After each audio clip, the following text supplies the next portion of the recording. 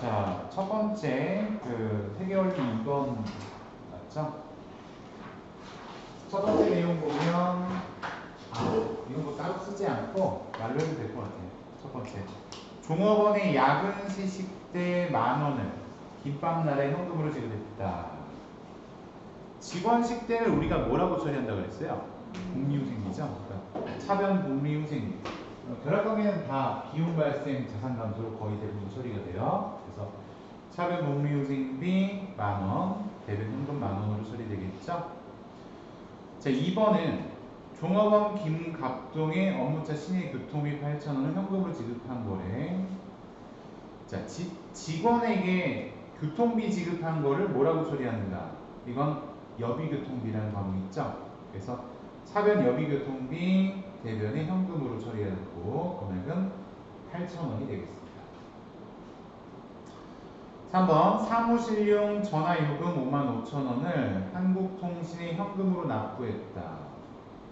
그러면 통신요금 납부하는 건 통신비라고 하는 거 맞죠? 그래서 차변 통신비 55,000원 대변에 현금으로 처리가 되겠죠. 4번 매출처에 서류를 발송하고자 우체국에서 우표 200권 40매 곱해보니까 8,000원 나오는데요. 현금으로 구입해서 발송했다. 이렇게 우편물 발송하는 것도 똑같아요. 통신비라고 그러면 되겠죠. 8,000원, 현금 8,000원. 자, 5번은 사무실에 전기요금 150,000원이 청구가 있어서 현금으로 한국전력공사에 납부했다라고 되어 있습니다. 전기요금은 여러분 개정과목 수도광열비라고 그러죠? 그래서 수도광열비를 대변의 현금으로 처리를 해주면 되겠죠. 수도광열비 대변의 현금 150,000원이에요. 6번 토지에 대한 재산세 150,000원 우리은행 현금으로 납부한 거래인데요. 재산세는 여러분 개정과목 뭘 쓰느냐면 세금과 공과라고 있죠. 세금과 공과 150,000원 대변의 현금 150,000원. 7번 창고에 월 임차료 200,000원 현금으로 납부했다라고 했습니다. 임차료라고 그러죠. 비용 과목 임차료 대변의 현금 200,000원으로 처리해주죠. 8번 건물의 화재보험을 동부화재보험주에 가입하고 보험료 700,000원 현금을 지급했다. 보험료라고 하면 되겠죠. 그래서 차변보험료 700,000원 대변의 현금 700,000원. 9번 업무용 승용차의 주유대금 30,000원을 SK주유소에 현금을 지급했다 그랬는데요. 차에다 주유하는 거 여러분 우리 차량 유지비 있죠? 차량 유지비 대변은 현금이고 금액은 30,000원이에요. 10번 업무용 승용차의 타이어 펌프 수리를 하고 수리비 5,000원을 현금으로 지급했다. 이것도 차에 수리한 거니까 차량 유지비라고 하면 되겠죠. 참고로 여러분 자동차는 차량 유지비라고 하면 되는데 딴 거 고장난 거는 뭐라고 해야 돼요? 수선비였죠? 그거 구분해 주시고 11번 신문 구독료 13,000원 현금을 지급했대요. 신문 구독은 출판물 인쇄물에 관한 거잖아요. 도서 인쇄비죠. 도서 인쇄비 13,000원 대변 현금이에요. 12번 경리부 참고 도서를 20,000원의 서점에서 구입하고 현금으로 지급했다. 이것도 마찬가지죠. 책 산 거, 도서, 인쇄비, 대변 현금. 자, 13번 영업사원 김갑수의 부친상에 조의금 50,000원 현금으로 지급했다. 근데 여러분 조의금에는 따로 개정 과목이 없는데 대상이 누군지를 봐야 돼요. 대상이 직원이죠? 이런 경우 복리후생비라고 처리합니다. 복리후생비. 대변은 현금이 되겠죠. 자, 14번이에요. 매출처에 전달할 선물용품을 구입하고 대금 45만 원은 보통예금 계좌에서 이체했다라고 했죠. 그럼 이번에는 현금 대신에 보통예금 과목을 써줘야 되겠죠. 근데 거래처에 전달한다고 그랬으니까 여러분 계정 과목은 기업 업무 추진비라고 해주면 되겠네요. 차변의 기업 업무 추진비, 대변의 현금이라고 처리하는, 현금이 아니고 보통예금이라고 처리해주면 되겠죠. 45만 원이고. 15번 매출처 골룸 상사가 사업장을 이전해서 화환 5만 원을 김포 화원에서 현금으로 구입하고 발송하였다. 그러면 여러분 거래처에다 발송한 거잖아요. 마찬가지죠. 기업 업무 추진비다. 16번 영업사원의 휴대폰 요금 6만 5천 원을 보통예금에서 이체했다. 그럼 직원 휴대폰 값을 준 거는 업무 목적이라고 봐야 되겠죠? 그러니까 개인의 어떤 복리보다는 업무 목적으로 준 거니까 이건 통신비가 적합하겠네요. 차변 통신비, 대변 보통예금. 17번 영업소 전기요금 44,000원을 한국전력공사에 현금으로 납부했다. 통신비, 수도광열비죠? 수도광열비. 그래서 차변 수도광열비, 대변 현금, 금액은 44,000원이에요. 18번은 영업용 승용차의 자동차세를 현금으로 납부했다고 되어 있죠. 세금과 공과라고 처리했죠. 세금과 공과, 대변은 현금이 되겠습니다. 19번 격리사원의 회계교육을 위한 학원 교육비 30만원 내일회계학원에 현금을 납부했다 그랬어요. 직원을 교육시킬 때 드는 돈을 우리는 교육훈련비라고 처리하죠. 그래서 차변의 교육훈련비, 대변의 현금으로 처리하는데 금액은 30만원을 처리해주면 되겠습니다. 다음 장의 20번 내용을 보니까 국제신문에 기업 이미지 광고를 게재하고 광고료로 57만원을 보통예금에서 이체했다라고 써있죠. 광고 선전비라 그러는데요. 광고 선전비, 대변은 보통 예금이 되겠네요. 21번째 불우이웃 돕기 성금 50만원을 사회복지 공동모금에 현금으로 전달했다. 불우이웃 돕기 하면 여러분 계정 과목을 기부금이라고 하면 되겠네요. 그래서 차변의 기부금, 대변의 현금. 자, 22번 영업 목적으로 보유 중인 토지를 뭐야 갑자기 그죠? 결이 좀 다르죠? 800만원에 산 거를 550만원에 매각했다. 그럼 싸게 팔았어요? 비싸게 팔았어요? 싸게 팔았으니까 유형자산 처분 손실이라고 써야 돼요. 손실 들어가는 비용이죠? 대금은 현금으로 받았다. 이건 좀 적어봐야 되겠네. 22번 땅 판 거잖아요. 땅을 팔았어. 토지. 자산 처분이니까 자산 감소. 대변에 가야 되겠죠? 얼마짜리? 800만 원짜리.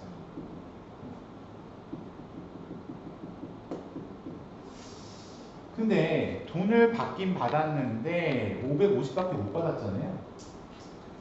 그러니까 자산의 증가는 550만 원인 거죠. 자산 증가.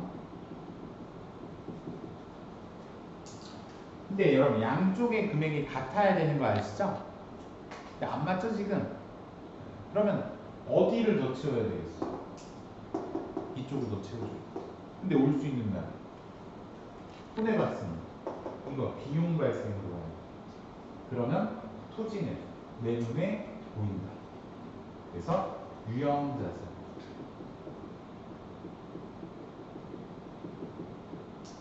처분, 순시.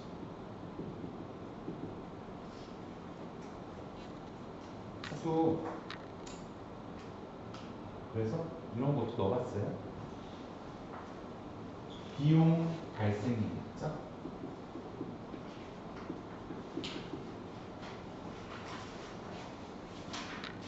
자, 그래서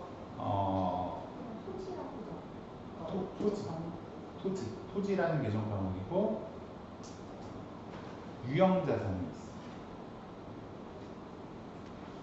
자, 그런 과목.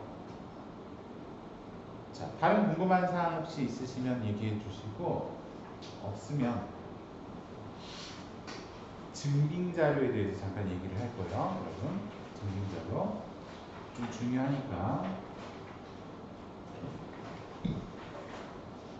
책에는 없어요. 책에 없는 부분이니까 일단 그 내용에 대해서 얘기를 드리도록 하겠습니다.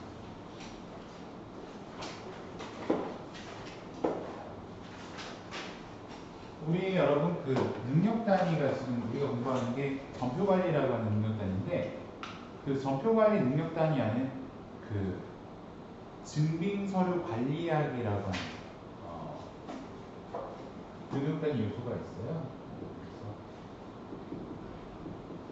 어디 노트 같은 데다 그렇게 해놓으세요. 증빙 자료. 책에는 없는 내용인데 NCS 내용상에 있기 때문에 이 내용 설명드릴 건데 일단 여러분 이게 좀 말이 길어요. 그래서 증빙자료라 그러면은 증빙이 뭐냐 이거지. 증빙. 증거의 증거. 내가 돈을 썼다는 걸 입증하는 증서예요. 그러니까 대금 결제가 있었음을 증명하는 거. 그러니까 이런 게 있어야 나중에 사업하는 사람들은 내가 돈 쓴 거를 입증할 수 있다는 거죠.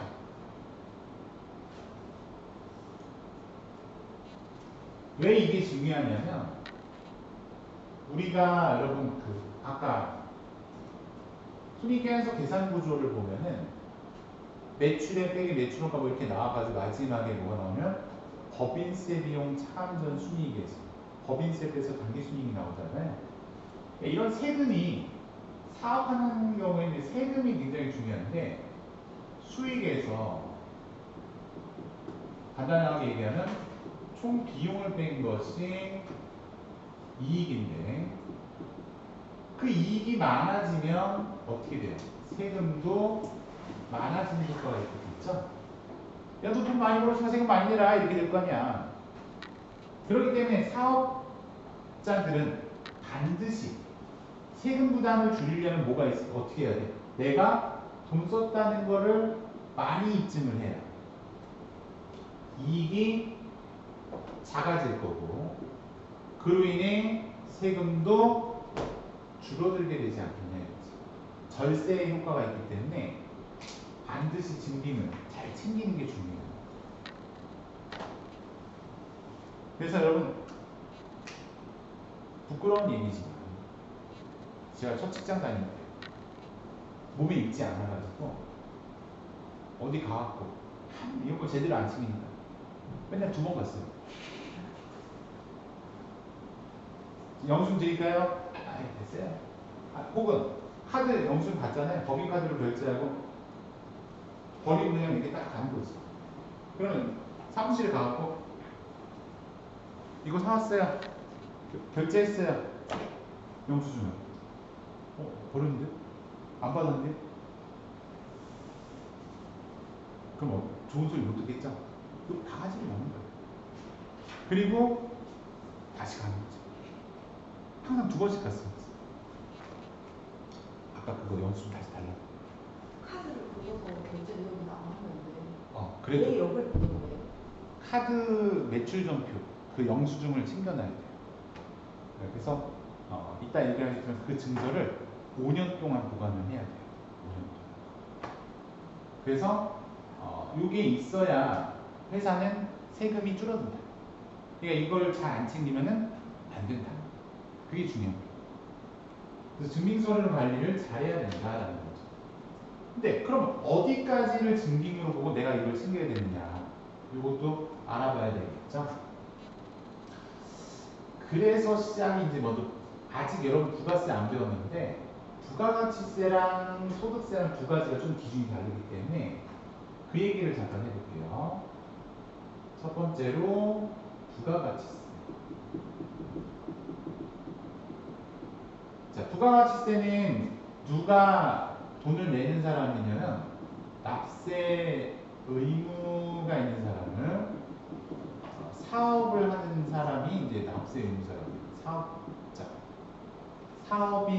사업자로 등록한 사람들이 납세 의무자가 되는데, 근데 그 사업자라고 하는 것은 크게 나눠보면은 두 개로 나눠지는데, 과세사업자, 면세사업자로 나눠집니다. 과세가 무슨 뜻이냐면 세금의 부과가 된다. 그러니까 뭐야? 이거 낸다. 그래서 과세사업자는 세금을 내는 사람이에요. 그래서 부가가치세법상 납세 의무자인 거죠. 근데 면세사업자는 면제한다 이거죠. 세금을. 면세사업자는 여러분 가까이 있어요.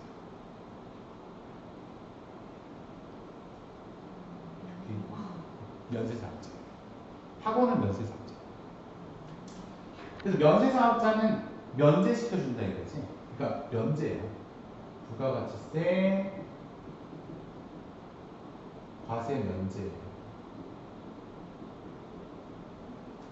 자, 근데 돈 내는 사람이 누구라 그랬냐면 납세 의무자는 사업자라 그러는데 부가가치세는 돈을 내야 사업자를 인정을 해줘.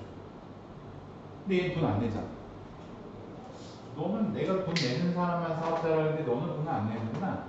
에이 됐어 그럼 넌 인정 안 할래. 그래서 얘는 면제기 때문에 부가가치세에서는 얘는 사업자를 인정 안 해줘.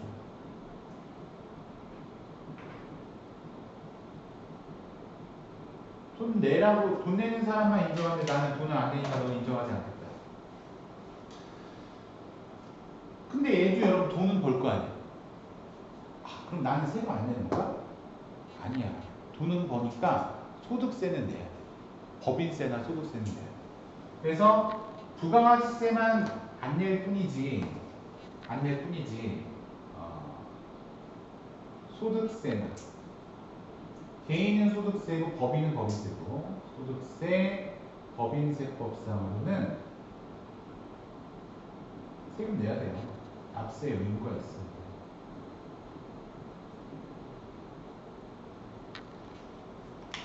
아니 부가세는 안 매기겠는데 소득세는 내야 된다 이거예요. 그러니까 얘도 지가 뭐 돈 받고 물건 팔고 한 게 있으면은 그 상대방한테 내가 물건 팔았고요, 돈 받았고요 하는 걸 입증할 수 있는 뭔가가 있어야 된단 말이에요.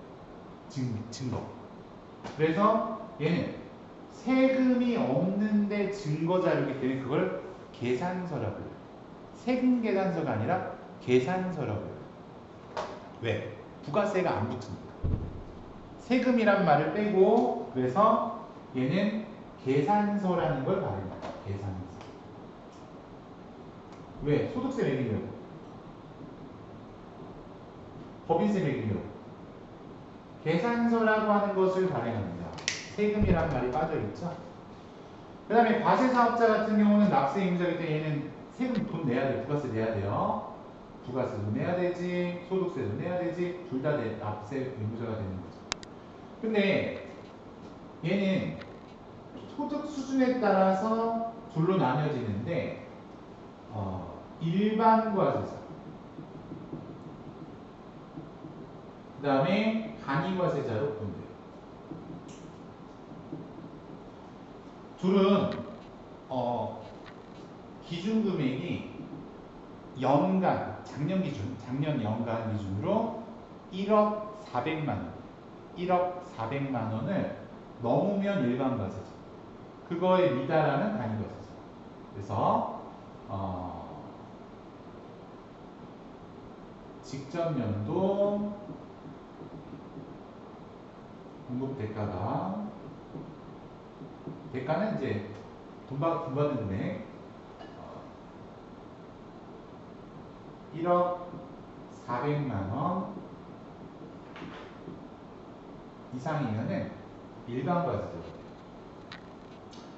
간이과세자는 그거에 미달하는 자인데 다시 둘로 쪼개져요. 이 안에서도 이제 급이 나뉘는데, 야, 나는 작년 기준으로 4,800만 원 이상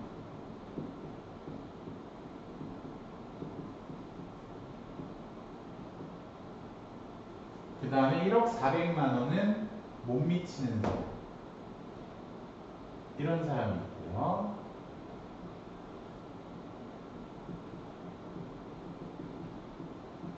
그럼 일단 간이과세자인데 4,800은 넘는다는 얘기지. 그 다음에 간이과세자 중에 야, 나는 좀 힘들어. 직전 연도 공급 대가가 4,800만 원에 미달하는 자. 이렇게 세 분류로 나눠집니다. 그러면 일반 과세자는 거래가 있을 때마다 상대방한테 10% 부가세를 받아야 돼요. 그러면서 야, 내가 너한테 10% 받았다잉 라는 걸 입증하기 위해서 세금 계산서, 얘는 계산서 부가세 없으니까, 얘는 부가세 있으니까 세금 계산서 발행합니다. 물론 거래하는 상대방이 카드 결제할 수도 있고 현금으로 결제하면 현금 영수증도 끊어줘야 돼요. 걔네들도 그러니까 증빙으로 인정된다는 거죠. 세금계산서, 신용카드, 매출전표, 그 다음에 현금영수증, 이런 거 다 증빙으로 인정이 돼요. 법에서 인정하는 증빙자료들이에요. 이런 것들은. 그 다음에 간이과세자 중에 1억 400은 안 되는데 4,800만 원 넘는 애 있죠? 얘는 똑같아. 얘에 따라가요. 똑같아. 세금계산서 발행할 수 있어요. 발행할 수 있고 똑같이 신용카드 발행할 수 있고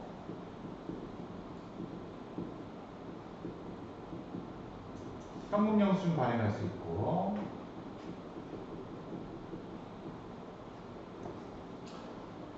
근데 4,800만 원 안 되는 애 있잖아요. 얘는 규모가 영세하니까 말하자면 이 중에 제일 약자죠. 저도 세금 누워있어. 앉아있어. 쉬어. 왜냐면 이런 거 하려고 그러면 또 장부기장도 또 돈 내고 해야 되고 복잡하단 말이야. 그러니까 쉬어.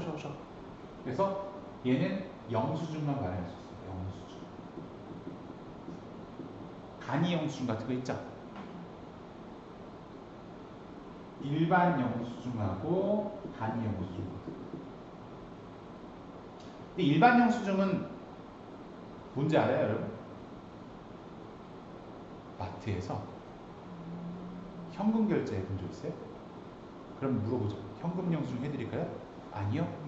됐어요. 그러면 주는 게 일반 영수증.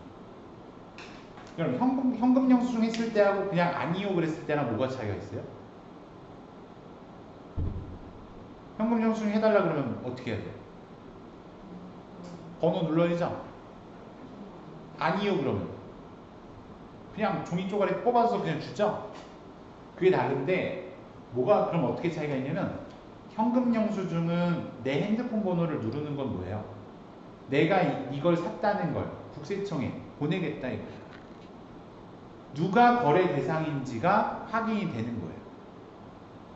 그래서 증빙으로 인정받고 나중에 소득공제도 받고 하는 거예요. 근데 아니요, 전 됐어요. 그럼 아무것도 입력 안 하죠? 이걸 거래한 사람이 누군지 모른다는 거예요. 그래서 증빙으로 인정되지 않는 거죠. 간이 형수는 뭐야? 저기 분식집 같은 데서 아줌마 떡볶이 먹었는데 저기 영수증 저거 갖고 가 이거 있죠? 지가 알아서 손으로 수기로 쓰는 거. 그게 간이 형수죠. 근데 얘네들은 증빙으로 인정을 못 받아요. 그럼 우리가 물건을 살 때 간이가사일자에 4,800만 미만으로 사게 되면은 영수증을 현금 영수증 처리가 안 되는 거예요? 안 되죠. 아무리 현금 영수증을 해도 잠깐. 현금 영수증은 할 수 있어요. 신용카드나 현금 영수증 할 수 있어요. 할 수 있지만 반대로 증빙으로 인정은 못 받는 거예요. 얘는 영수증만 발행할 수 있기 때문에 얘랑 거래하는 사람은 현금 영수증도 다 되긴 돼요. 하지만 내가 그것을 사업자 입장에서 거래하는 상대방 입장에서는 증빙으로 인정받지 못한다. 그래서 여러분 얘랑 거래하면 거래하는 상대방 입장에서 좋아요, 나빠요? 나쁘지? 그래서 간이과세인 사람하고는 연쇄사업자인 사람하고는 거래를 안 하는 게 좋아요. 회피해요. 사업 잘하면? 사업 잘해요. 개인은 뭔 상관이야. 개인은 싸게 해주는 대로 그냥 하면 되는데 사업할 때는 왜 이런 경우가 있어요. 회사에서 뭘 사라 그래갖고 내가 네이버 최저가로 검색을 하잖아. 그래서 여기요? 근데 보니까 거기가 안 돼, 이런 게. 현금으로 하면 더 싸게 해주고. 그러면 회사에서는 그게 안 좋은 거예요. 개인으로 할 때는 현금으로 하면 더 싸지. 그러면 당연히 거기서 하지. 근데 회사에서는 증빙이 없으면 안 좋아요. 그래서 이렇게 분류가 되고, 여러분 얘네들은 법에서 인정하는 증빙 자료들이니까 다 이거는 다 인정받을 수 있는 건데 얘는 안 된다.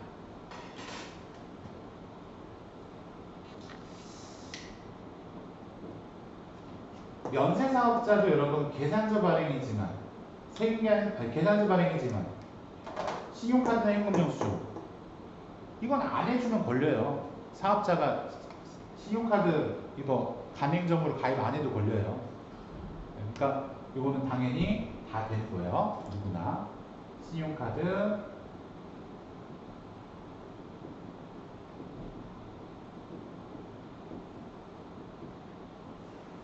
현금영수증.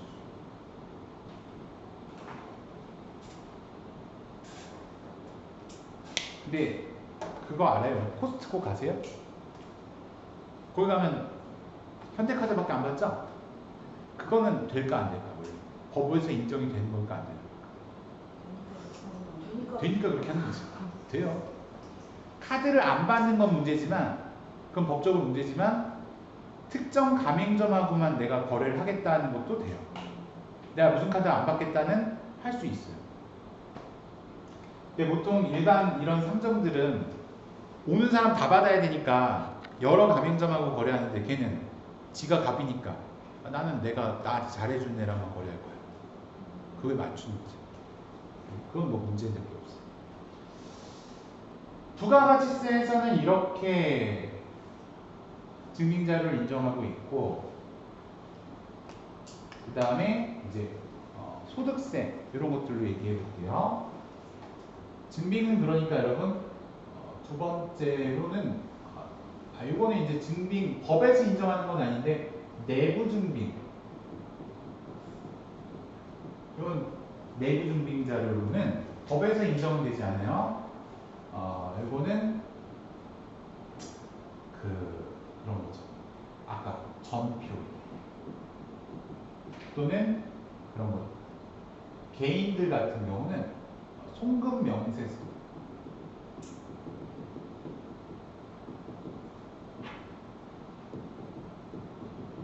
그러니까 이체 확인증 같은 거 있죠? 이체 확인서. 그런 것들을 내부적으로는 증빙 자료로 인정할 수 있어요. 근데 법으로는 인정되지 않아요. 세법적으로는 송금명세서, 이체화 계좌 이런 거. 그 다음에 세 번째 소득세 혹은 법인세법상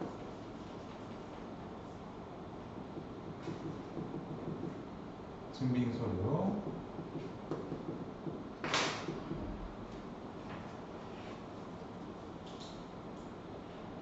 근데 이 얘기를 하고 절로 갔어야 되는데 미안해요. 이 얘기 잠깐 여기 생계한서 얘기를 좀 더 할게요.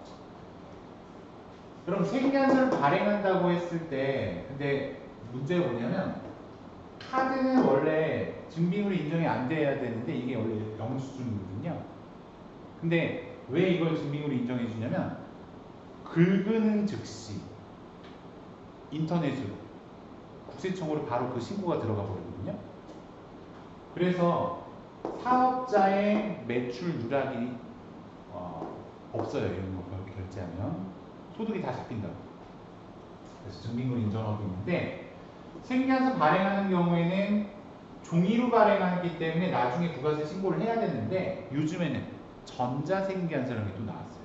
이메일로 전송해 주는 거. 그래서 그 전자 얘기를 살짝 하고 제일 넘어갈게요. 생계한서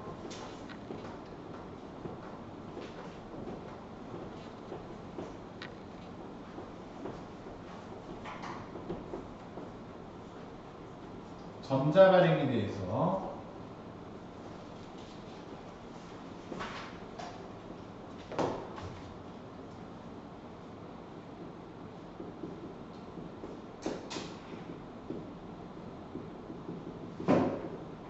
생계한서 발행이다. 그러면은 종이가 있고 전자가 있어요. 종이는 지금은 별로 그렇게 권하지 않아요. 그래서 법인 사업자 같은 경우는 종이로 발행하면 가산세 부과가 돼요. 그래서 전자를 해야 돼요. 지금. 그래서 종이 생계에서 발행하는 경우는 발급 내역을 자세한 건 나중에 부가세 공부할 때 하고 발급 내역을 부가가치세 신고할 때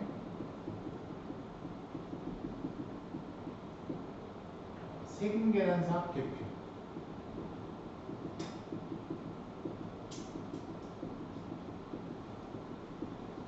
작성해서 제출해야 된다.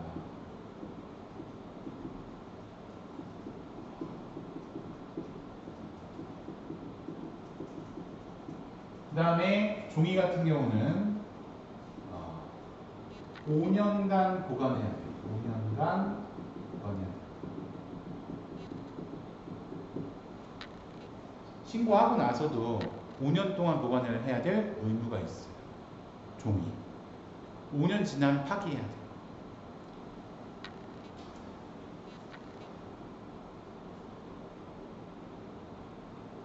회사 딱 들어갔는데 옛날에 첫 직장 그때도 일하다 보니까 어느 날 갑자기 와버려요. 그래서 갔더니 하필이면 그날이 5년이 됐네. 이거 찌질해 나보고. 근데 한 장씩 한 장씩 찍고 있는 거예요.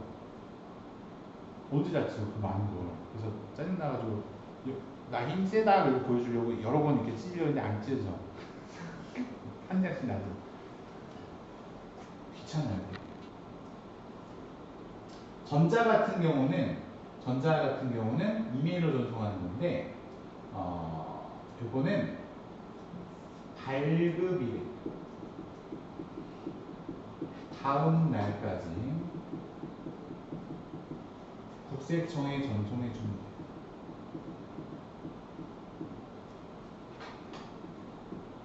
그 발급 내역을 전송하는 거예요. 국세청에 그 발급 내역을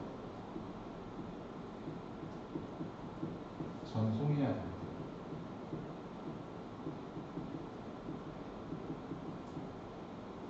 대신 이걸 전송해주게 되면은 국세청에서는 내가 생계한서 발행했다는 걸 알겠죠.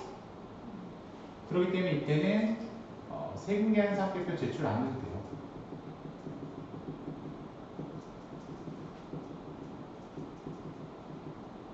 합계표 제출 및 세금계산서 보관 의무가 면제가 됩니다.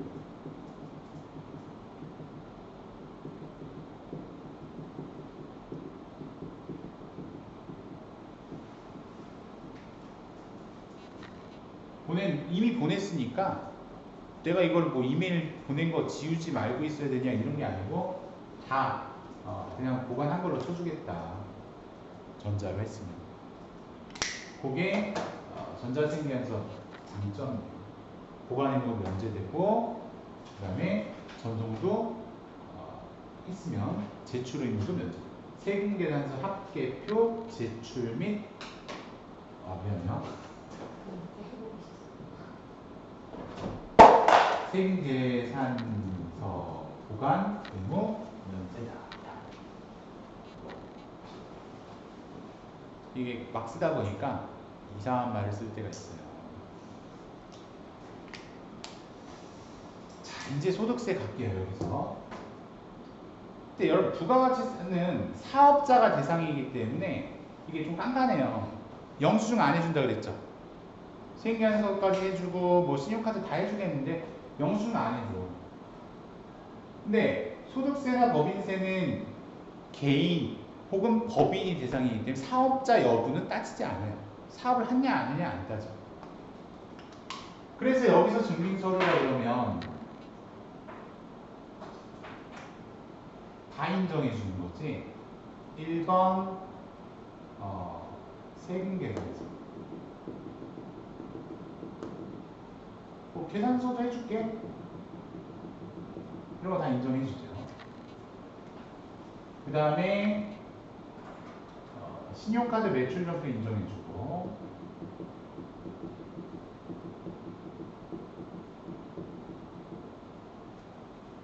근데 여러분 신용카드 매출점표라고 부르면 여기에는 카드하고 현금 영수증 그냥 다 같은 걸로 봐요. 다 그냥 포함되는 걸로 생각합니다. 그래서 현금 영수증도 여기 들어갑니다. 다 증빙을 해줄게. 근데 얘가 걸려야 돼. 영수증. 야, 이거 되냐 안 되냐. 근데 아까 부가세에서는 이거 안 해준다 그랬죠? 야, 그거 무증빙이야.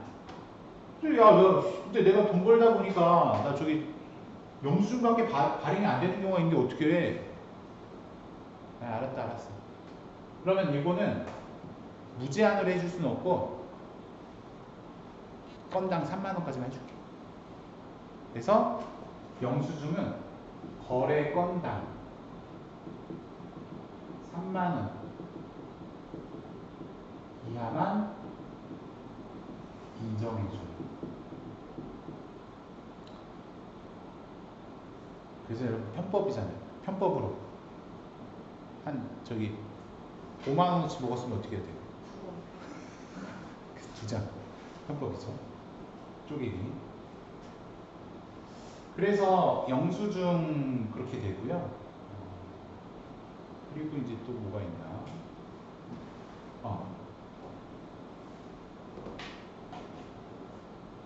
그리고 또 이제 이런 게 있지. 야, 지난번에 저기 내가 거래처 저기 결혼한다 그래갖고 가서 축의금 냈는데 누구 돌아가셔서 조의금 냈는데 이거 안 되냐? 사업하려면 이거 당연히 돈 써야 돼. 이런 게 있잖아. 근데 문제가 뭐냐면 내가 여러분 거기 조문가 갖고 혹시 증빙증 그 미친 XX 막 욕 듣고 거래 끊기겠죠. 그래가지고 그러면은 증빙을 못 챙기잖아요. 그래서 이때는 어떻게 하냐면 그 청첩장이나 또 부고장 카톡으로 온 것도 돼요. 지우면 안 돼요. 그래서 청첩장이나 초대장 이런 거 인정해줘요. 대신 소득세나 법인세법에서는 이거를 그럼 내가 예를 들어서 여러분 저기 직원 결혼하는데 축의금으로 한 2천만 원 했다. 그러니까 나한테 이거 지금 비용 쓴 거 2천만 원 해달라. 되겠어요? 너무 금액이 크면 안 되겠지. 법에는 뭐라고 되어 있냐면 사회통념상. 사회통념상.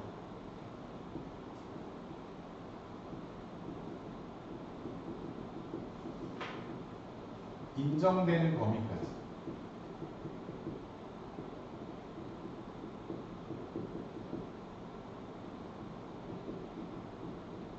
인정한대요. 그래서 제가 여쭐게요. 저는 통념이 없는 놈이라서. 얼마예요? 사회통념 요즘 시세가 얼마예요? 10만 원. 20만 원? 10만 원? 15. 15? 통념이 얼마예요? 아무도 몰라. 통념이 이게 얼마인지. 근데 일반적으로 한 20. 일반적으로. 법으로 정해져 있지 않아요? 20만 원.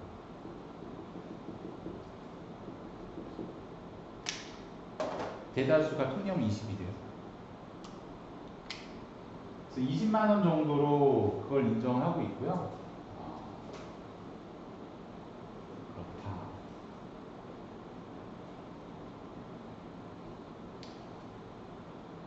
그러면 내가 다 얘기를 했나? 증빙자료. 잘 기억해 두셔야 돼요. 알았죠? 전자생계에서 발행하면은 생계에서 보관해야 된다, 안 해도 된다? 안 해도 된다. 알았죠? 구체적인 건 나중에 다시 배워요. 부가가치세에서. 그래서 이 얘기는 나중에 또 할 거니까 지금은 커다란 그 줄기만 좀 알아두기로 하자고요. 자, 이렇게 하고 증빙 얘기는 여기까지 하고 이제 거기 우리 아까 하기로 했던 부분 있죠?